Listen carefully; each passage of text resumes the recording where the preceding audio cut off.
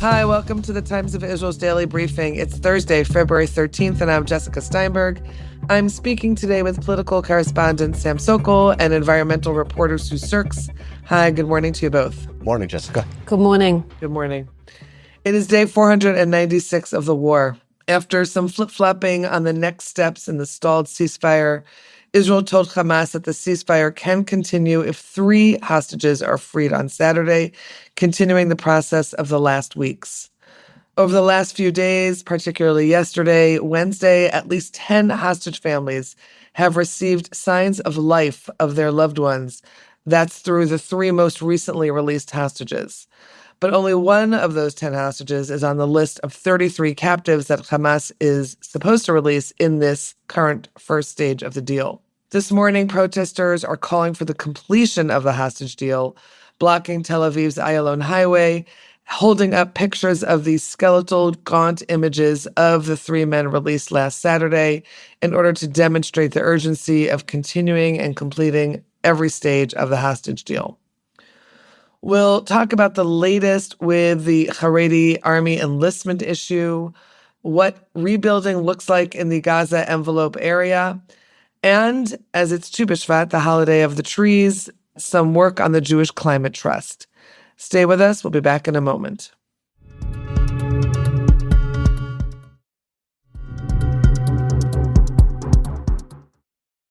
Okay, Sam. So talk to us about Defense Minister Israel Katz, who presented this very different vision of how to advance Haredi enlistment to the IDF. But other Likud members really strongly rejected the proposal. And the conversation seems to be taken very seriously at this point. There's even a conference this week about it. So give us a little bit of the background of Katz, of the defense minister, and where we are right now with this. Well, last summer, the High Court of Justice ruled that the longstanding exemptions from military service enjoyed by ultra-Orthodox yeshiva students were no longer valid and no longer extant. And since then, there's been a big political push by Prime Minister Benjamin Netanyahu's ultra-Orthodox allies in the coalition to pass legislation to regulate the status of yeshiva students. Now, there's been this push and pull within the coalition between people who want to minimize the number of ultra-Orthodox who are enlisted and to try to preserve as much as possible the exemptions, and those who want to use this legislation as an opportunity to create a sort of a graduated increase in enlistment, leading to universal enlistment of the Haredim. And the IDF itself has told the Knesset's Foreign Affairs and Defense Committee, chaired by Likud's Yuli Edelstein, that by the end of 2026, it will have the capacity to enlist members of the ultra-Orthodox community without restrictions. However, Defense Minister Katz has pushed back on that and said the ability to enlist them is different from the ability to get them to show up, and has pushed his own plan, which basically says we gradually increase the number of people we enlist until by 2032, half of Haredim are in the army and the other half remain exempt. He said that one of his red lines on this legislation was the preservation of the Olam HaTorah, the Torah world, the network of Haredi yeshivas across the country that form the backbone of ultra-Orthodox society. Now, this has prompted pushback within the Likud, especially from national religious lawmakers, but also secular lawmakers.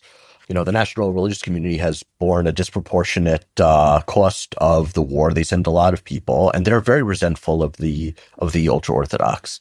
And one of the things that Edelstein, who is national religious, has said over and over is that he refuses to pass any sort of law that doesn't actually implement significant enlistment that really matches what the army says that it needs.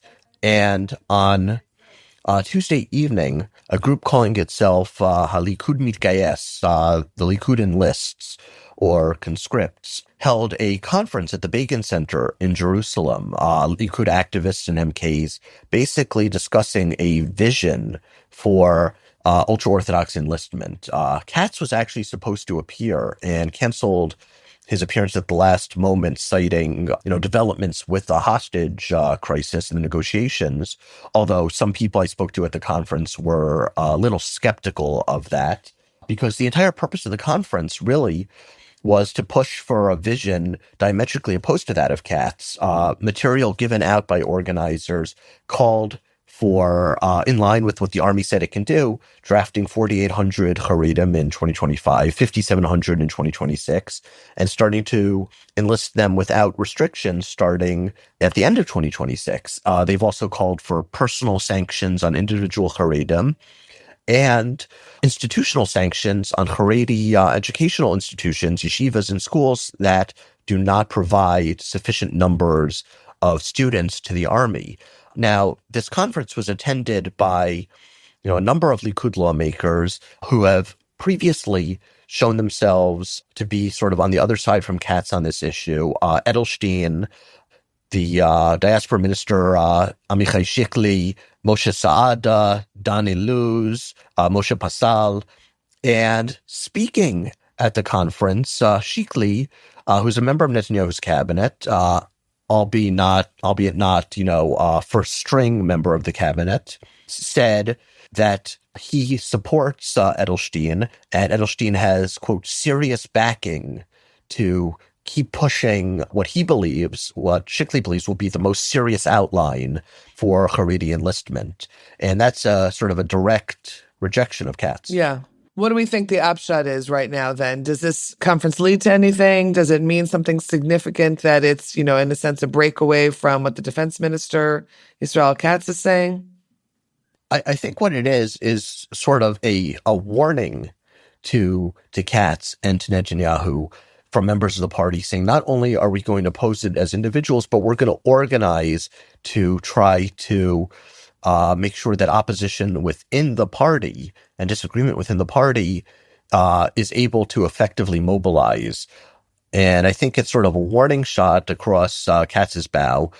And whether or not how effective they're going to be is a different issue. But I think it has a lot of symbolic significance because it shows the opponents of Katz's approach organizing.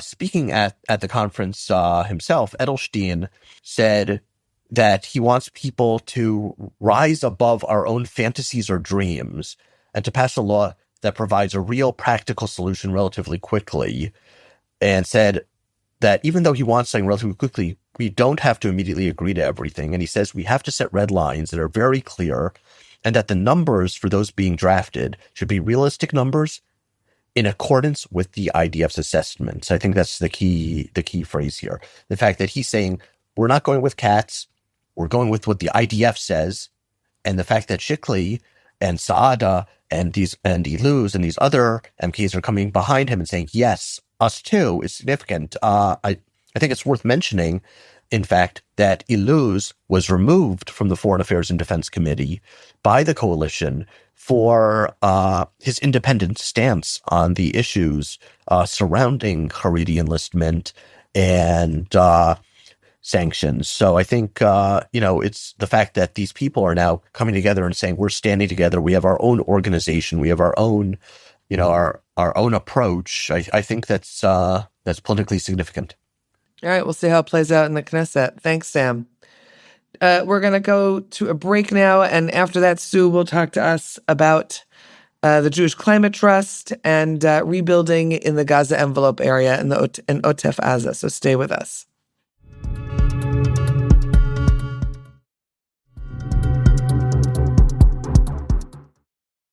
So, Sue, Tu B'Shvat Higia, it is the holiday of the trees. Kids are eating probably fruits and dried fruits in school today. Almond trees are blooming despite not the happiest political or general climate in the country.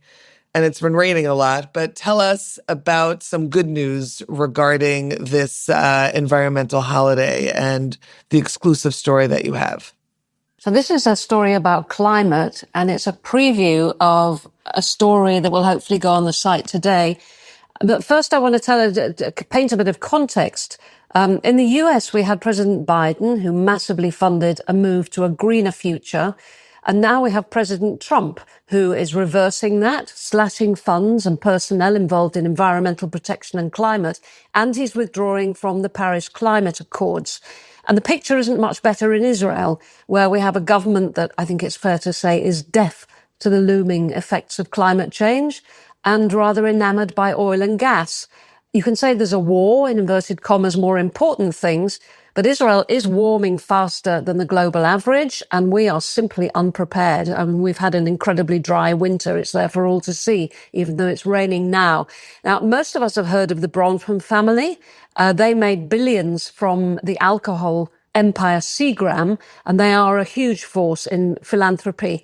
But one of the lesser-known members is Steven. He lives in Montreal, and he's been a lifelong environment advocate, stimulated largely by a visit to Israel when he was a teenager. His dad, Charles, matched him up with Yuval Peled, who was then a nature ranger in the Eilat region of southern Israel. And Stephen came for a Passover holiday.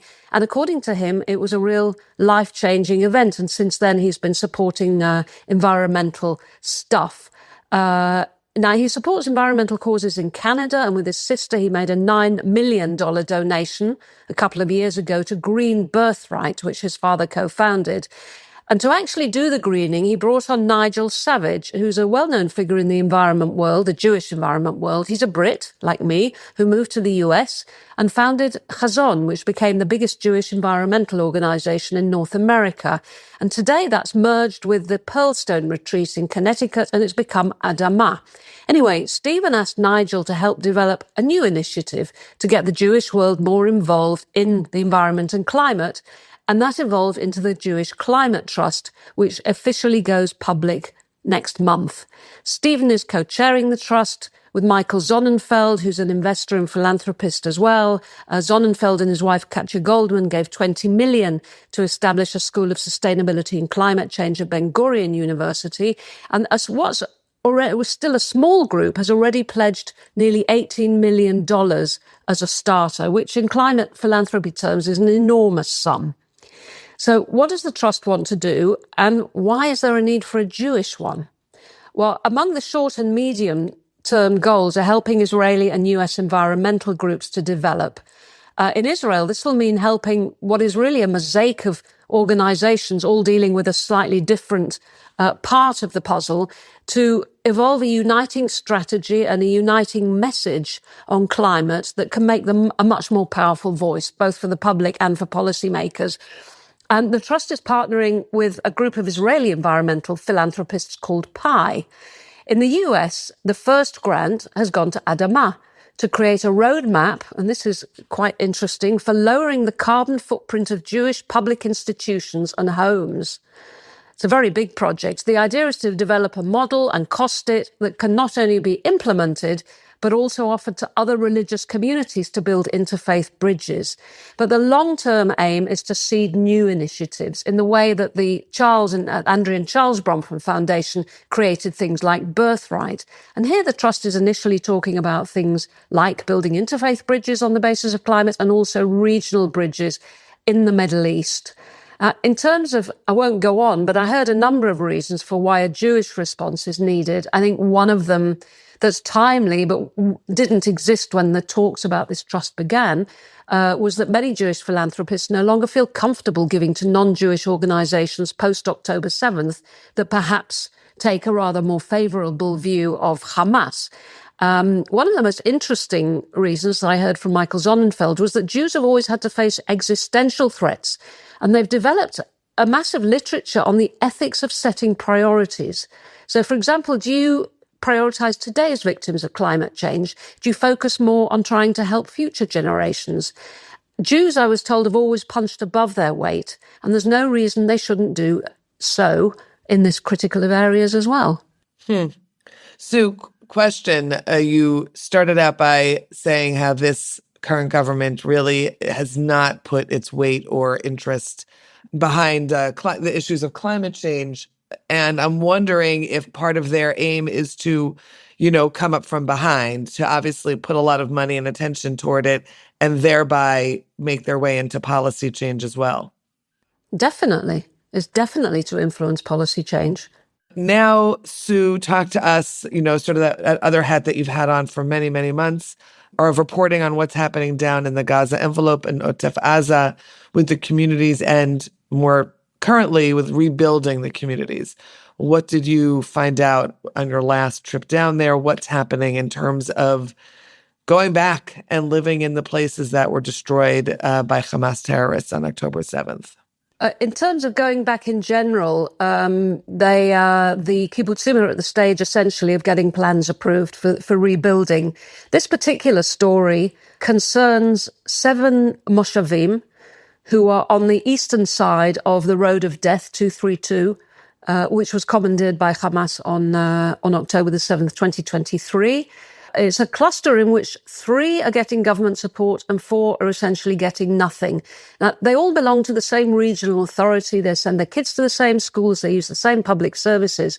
But many years ago, the state decided that the communities most at risk from attack from Gaza and therefore most eligible for state support, additional state support and special status were the ones within 7 kilometers of the border, which is just over 4 miles. And the distance is determined by the closest house in the community. Now, in this case, there are 4 moshavim whose closest house is 7.126 kilometers away, which is 138 yards. That is the difference. I visited 2 moshavim in that cluster, actually 3, but mainly 2. One of them is Talmei Eliyahu. 2 of its Thai farmhands were killed by a rocket from Gaza on October the 7th. One was seriously injured. Everyone was locked up at home, terrified. Hamas terrorists actually got into the cluster and took over 2 homes in Moshav Merchavim, which I also visited. That was the other one. And there, 5 members of the security teams of Merchavim and the Yeshua Moshav next door were killed in firefights. Now, all the houses in Merchavim, which is within the 7 kilometers, have protected rooms. In Talmei Eliyahu, it's only a quarter. Merchav residents have long received discounts on local authority taxes and on daycare, but not Talmei Eliyahu. And now communities within the 7 kilometers are going to get a share of the 14 billion the government has pledged for rebuilding, which funds all sorts of things from a community organizer to new farm equipment to new zoning, which will enable them to diversify their produce and the way they produce things. And Talmei Eliyahu will get nothing. So it's a clear injustice, I guess, which somebody will have to sort out. The Moshav movement is trying to raise private funds to close the gap somewhat. And there's a lot of activity, a lot of lobbying of lawmakers, which has so far done nothing. And so actually Talmei Yehuda, representing the other moshavim that have been left out of the line, have petitioned the High Court, and on March the 2nd, the state is expected to respond. All right, we'll see what happens with that. Thanks for that update. Thanks to both of you for being on today's Daily Briefing. It's been good to hear what you have to say. Thanks, Sam, and thank you, Sue. Pleasure. Always a pleasure. Thanks to both of you. And as we close out today's Daily Briefing, I'll just say happy Tu B'Shvat to all who mark it. Maybe try and hug a tree today. It does feel good to do that in any case. And thanks for listening to the Times of Israel's Daily Briefing. We'll be back again tomorrow with another installment. This episode was produced by the Podwaves. Until next time, take care and be well.